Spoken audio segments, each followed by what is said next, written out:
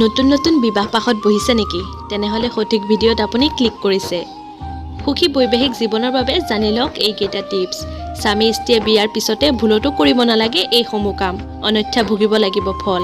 সেয়েহে এই ভিডিঅ'টো আপোনাৰ বাবেই। ভিডিঅ'টো সম্পূৰ্ণকৈ চাব।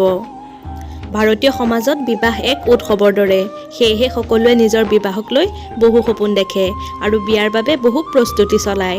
বিয়াত যাতে কোনো ধৰণৰ অভাৱ নহয় তাৰ বাবে সম্পূৰ্ণ যত্ন লোৱা হয়। বিয়াৰ পিছত যেতিয়া দুগৰাকী অচিনাকি মানুহ সম্পৰ্কত আহে, তেতিয়া এটা নতুন সম্পৰ্ক গঢ় লৈ উঠে, যাক কোৱা হয় স্বামী স্ত্ৰীৰ সম্পৰ্ক। স্বামী স্ত্ৰীৰ সম্পৰ্ক এটা অতি পবিত্ৰ সম্পৰ্ক। এনে পৰিস্থিতিত আজি আমি আপোনাক ক'ম যে বিয়াৰ পিছত তৎক্ষণাত কিছু কাম কৰিব নালাগে, যাৰ ফলত পতি পত্নীৰ সম্পৰ্ক টেঙা হৈ যাব পাৰে। বিয়াৰ লগে লগে নকৰিব এনে ভুল। যিহেতু বিয়াৰ সময়ত স্বামী স্ত্ৰী দুয়োগৰাকীয়ে অচিনাকি থাকে, এনে পৰিস্থিতিত ইগৰাকীয়ে সিগৰাকীক বুজিবলৈ বহু সময় লাগে। এনে সময়ত স্বামী স্ত্ৰীৰ মাজত এনেকুৱা কথোপকথন হোৱা উচিত নহয়, যিয়ে বিবাহৰ আৰম্ভণিতে সম্পৰ্কত তিক্ততা সৃষ্টি কৰিব পাৰে। আজিৰ সময়ত প্ৰায় সকলোৰে কিবা নহয় কিবা অতীত থাকে। এনে পৰিস্থিতিত স্বামী স্ত্ৰীয়ে ইগৰাকীয়ে সিগৰাকীৰ সন্মুখত নিজৰ পুৰণি সংগীৰ কথা উল্লেখ কৰা উচিত নহয়।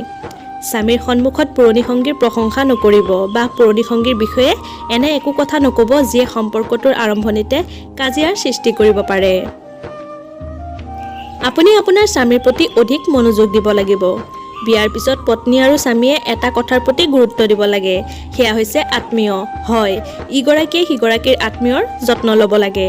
স্বামী স্ত্ৰীয়ে নিজৰ কোনো আত্মীয়ক এনে কথা নক'ব যাৰ ফলত আপোনাৰ প্ৰতিমূৰ্তি কলংকিত হ'ব পাৰে। বিশেষকৈ স্বামীয়ে অধিক গুৰুত্ব দিব লাগে। স্বামীয়ে শহুৰেকৰ ঘৰৰ মানুহক একো কথা এনেকুৱা ক'ব নালাগে যিটোৱে আপোনাৰ পত্নীৰ মন বেয়া কৰিব পাৰে আৰু আপোনাৰ ওপৰত খং উঠিব পাৰে। এনে পৰিস্থিতিত বিবাহ বিচ্ছেদো হ'ব পাৰে। স্বামী স্ত্ৰীয়ে ইগৰাকীয়ে সিগৰাকীক সন্মান কৰিব লাগে। স্বামী স্ত্ৰীৰ মাজত পাৰস্পৰিক বুজাবুজি থাকিব লাগে, যাতে এটা ভাল আৰু সুদৃঢ় সম্পৰ্কৰ ভেটি স্থাপন কৰিব পৰা যায়। ইয়াৰ লগতে স্বামী স্ত্ৰীয়ে অতীতক পাহৰি আগবাঢ়ি যোৱা উচিত। কাৰণ আজিকালি বহু সময়ত দেখা যায় একাংশই বিয়াৰ পিছতো পুৰণি সংগীৰ সৈতে যোগাযোগত থাকে। যদি আপুনিও এনে কৰে তেন্তে মনত ৰাখিব যে এদিন ইগৰাকীয়ে সিগৰাকীৰ প্ৰতি বিশ্বাস নাইকিয়া হৈ যাব আৰু বিষয়টো বিবাহ বিচ্ছেদৰ পৰ্যায়লৈ যাব পাৰে।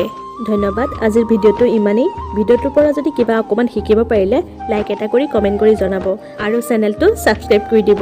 আজিলৈ আহিছোঁ, পুনৰ এটা নতুন ভিডিঅ'ৰ সৈতে আকৌ লগ পাম।